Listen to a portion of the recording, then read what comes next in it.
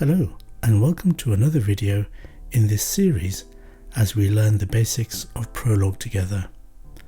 Today's quite exciting because we're starting a new theme, and that theme is meta programming. Now that sounds quite scary and I guess in many programming languages doing meta programming can be a little bit complex or difficult, or a bit of a challenge to kind of understand. Prolog actually makes it easy. It's quite a powerful thing, but what we will do is over the next few videos we will just take small steps and introduce the idea gently. Right, so what is meta programming? Meta programming. Well, clearly it's some kind of programming, and meta suggests kind of stepping outside, and I'll try and draw a picture to kind of explain it. So if you think of this box as our usual way of writing Prolog code, Prolog, and that is run by your implementation of Prolog, whether it's SWI Prolog or something else, and that's how we usually use Prolog. The same applies to other languages, whether it's Python or something else. Meta suggests that actually we're stepping outside a little bit and doing something outside that program, and that's correct. So what we're doing is we are using Prolog to run Prolog. So actually we are coding here, and our code, or the meta interpreter, is running the code that we are interested in doing something different with. Because why would we do this? If it was sufficient to run a small Prolog or any Prolog program, there's no need to kind of step outside and write another program to run that program. So why would we do that? Well, often you don't need to do that, but sometimes special kind of scenarios arise where it can be helpful to control how that program is run.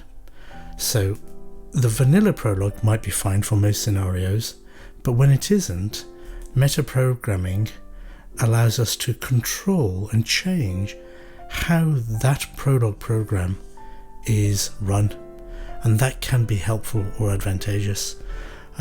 For example, just to give you a flavour of what's coming, we might be able to change the way Prolog searches for solutions.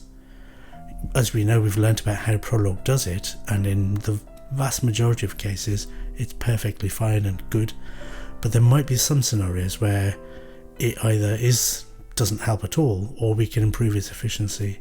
So that's just one example of the kinds of changes. I'll give you another one, otherwise it's too abstract. Another example is we might want Prolog to explain more verbosely, just printing out explanations of why it thinks something is true. So at the moment we use Prolog and it says true or false. When we ask it to determine whether a query is true or false, we might say, actually no, explain it in more detail so we can see and read the kind of the logic behind it. So that's something that's possible, and we will cover that a little bit, just the basics, but it's the basic concepts that are important. So meta programming is a general idea. It doesn't apply just to Prolog, it applies to lots of languages, and it's using a language to run another program in the same language. And you might say, well, what's the benefit? Well, when we do that, we change something, whether it's the way that Prolog program is run, or whether we add or change the output. We make some change, otherwise there's no point doing it. You might say, well, why does it have to be the same language? And this is just semantics now. So if I had one programming language running another programming language, then that's more like an interpreter. You could call it metaprogramming, I suppose, but traditionally metaprogramming means using one language to run another program in the same language, but that's the small detail. So let's kind of dive in now that we've kind of talked a little bit about what metaprogramming is and why it might be useful. Remember, today we're just going to really dip our first toe into it, so we won't see all of those benefits today. We'll see one. So imagine if we had a very small program, this one here. You can see it's the simplest of simplest programs. It's just got two facts, mammal dog and mammal cat. Couldn't be, well, it could be simpler, but it's a very, very simple program. And imagine our first ambition is to not to query this database, but do it ourselves under our control. It's useful to think, if we, as a person, were the Prolog interpreter or the Prolog environment, if we were doing it, because then we are the kind of meta interpreter in some sense. So what would we do if we were asked to say prove that mammal dog is true? If that was a query, well, the first thing we'd do is search the database of rules and facts to see if anything matched, anything was relevant, and we do that by looking for the property, and that's how Prolog does it as well. So the first thing we do is search for matching property, and we find that one first. And in fact, because this is filled in with dog rather than variable, we can find that rule. The next thing we'd probably do is say, we've found a rule with that as the head. Should we test the body? Because there might be more complicated rules where there's a body to prove, I don't know, mammal dog is true if hairy, and and so on. The kind of things we've seen before. So we'd probably test the body. If these are simple facts, then the body is empty and it's simply just true. But let's say that's B is the body. So then after we found a rule, we'd have to test that the body was true in order for the head to be true. So test body is true. And if it was true, then job done. So that isn't complicated, is it? And it might feel like we're cheating a little bit or speaking in a slightly artificial way, but this is the kind of first steps into metaprogramming. So the key point here is that we have to find a rule in the database that matches this query. And because we're metaprogramming, we are going to write the program that does that searching, because we can't rely on Prolog to do that now. We have to take control of that. And this is how we do it. So this built-in clause does that. It tries to find something with that as the head, and if it does find something, then B is unified with the body of the rule. So if H is mammal dog, then the body would be the body, and if it's a simple fact, then it's just true. So this is a way for Prolog to search within the Prolog database, and that's really important because there's no way we could take control of the execution of Prolog programs if you couldn't even find rules at all. So that's really important. Let's just talk a little bit about what might happen if the query if H was not mammal dog but mammal X, so that's a variable, then both of these match. So what happens is the first one is matched and then it backtracks to the second one. You know how Prolog asks for more solutions, or asks to search for more solutions? That's what will happen. So in that case, it will match both of those rules it'll match one, succeed, and then once that's done, it'll go back and do the second one. Right, so let's see this in action. So I've copied the example code from GitHub, and I've changed it a little bit because we'll add to it later. I've just removed a little section. But before we kind of dive in, let's first just warm our fingers up, as it were, and just make sure everything's working. So mammal dog is true. Yep, we expect that. Mammal X, we expect both cat and dog to be returned. Yep. Now let's try this new clause that we've just talked about to find a rule. So imagine we are the computer now, and we are going to take control of the running of a Prolog program. So one of the things we said we would need to be able to do is to find rules. So we use clause, and that's the structure HB. H is the head of the clause that we're looking for. So here it's mammal dog. If it finds that, then B is unified with the body, and we should get told what B is. So let's run that. Oops. There, B is true because we found it. If I said fish, then that should there's no rule that matches that, so B should be false. Yeah, that's false. The thing fails. So B is not false. The clause itself fails. The property is false. So just to be clear, B is not false. The clause itself, this property, is false. It fails. Let's just check what happens when we have a variable. Run. Yep, it finds that X is dog, B is true, and the next one,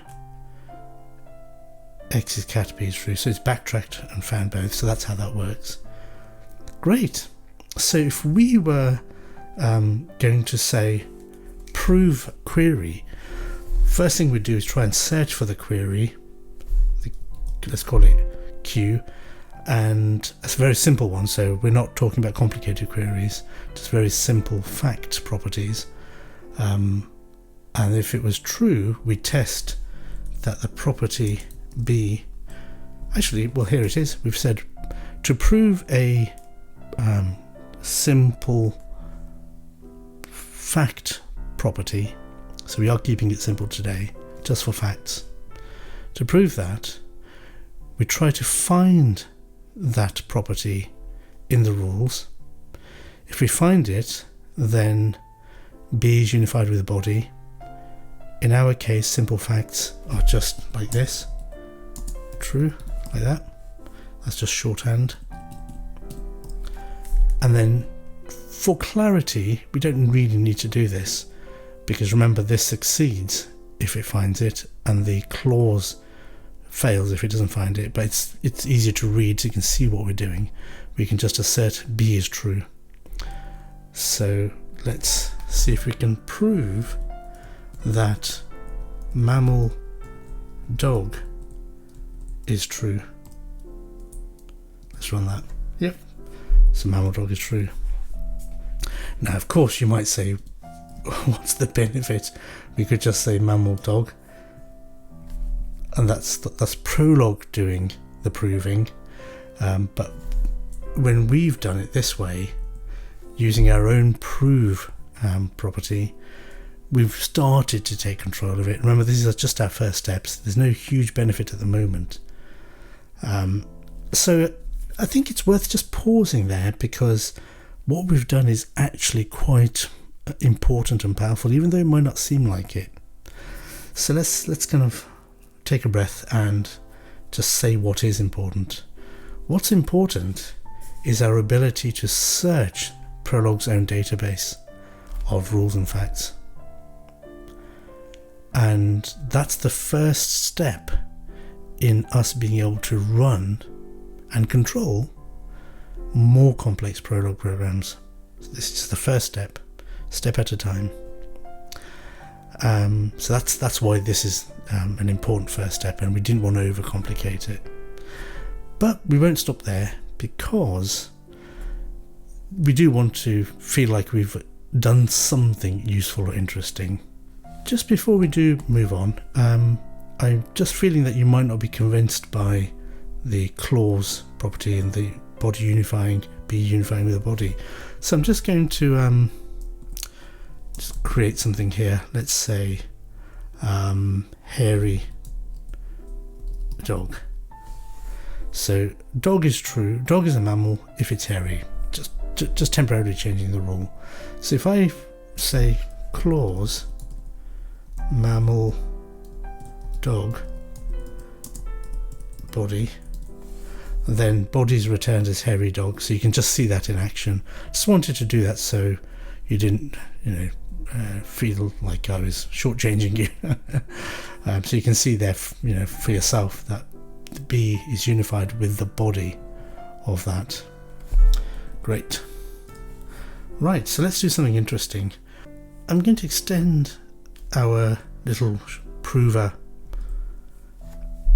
by adding another line of code, and we'll just talk through what it does.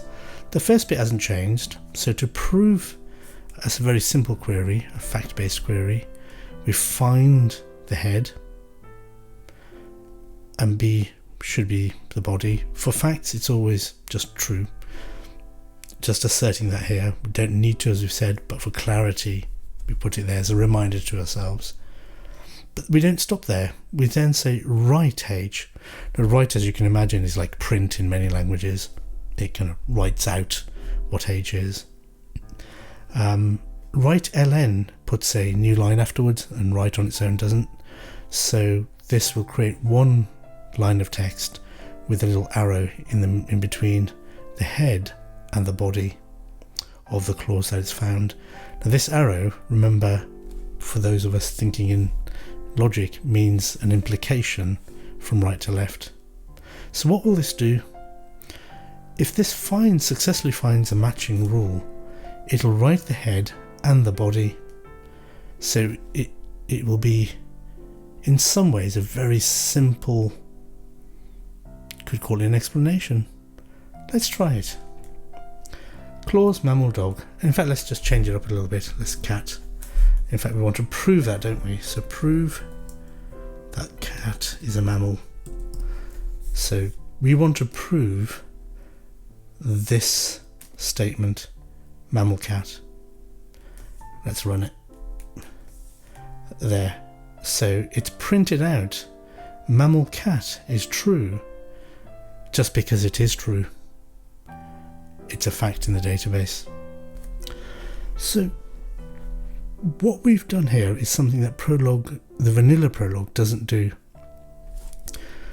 With vanilla Prolog, it will tell us whether a statement is true or false. Fish, that would be false.